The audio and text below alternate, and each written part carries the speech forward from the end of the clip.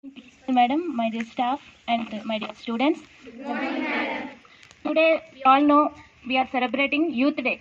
Do you all know that? Yes, madam. On whose birthday we are celebrating this Youth Day? Very good.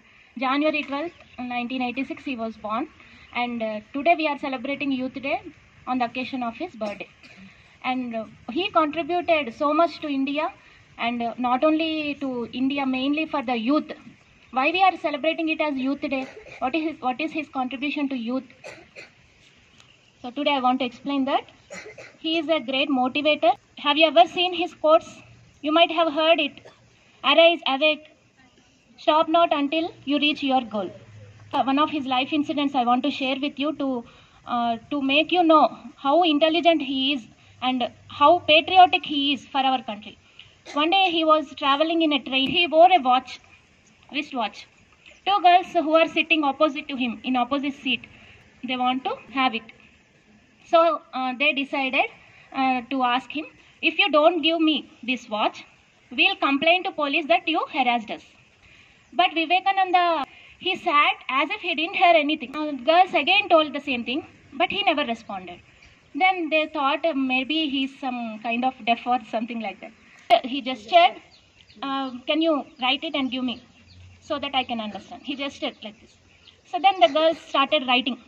If you don't give me your watch, we'll complain police that you are harassing us, and gave that paper to him. Then what he did, now go and complain police. I have proof, now go and complain police. So he is such an intelligent person. In any kind of situation, whatever the situation is, he can handle it. So such a great person he is. And one more incident I want to tell you regarding his concentration power. One day he and his friend, they are traveling in a ship. There is a captain. In those days they used to read newspapers. So in that newspaper, they used to have a good habit of reading newspapers, unlike us. So the captain is having that newspaper. Vivekananda asked, can I have it? I want to read this newspaper and I will return you back. After taking that, he read all the complete newspaper. Within 15 minutes, he completed reading that newspaper. He read that newspaper and gave to his friend. So while he is reading that newspaper, because the wind is blowing heavily, it fell into the water. But the captain was very angry because he didn't read that newspaper yet. So he was very angry and he started scolding his friend. It is your mistake. You make it fall down in the ocean. So Vivekananda, whatever there in the newspaper, he completely wrote in that book. That is his concentration and his memory power. That also we have to learn from him. And one more incident, patriotism. One day he went to London. He is studying law there abroad. So he went to London and they, usually English people, how they greet us?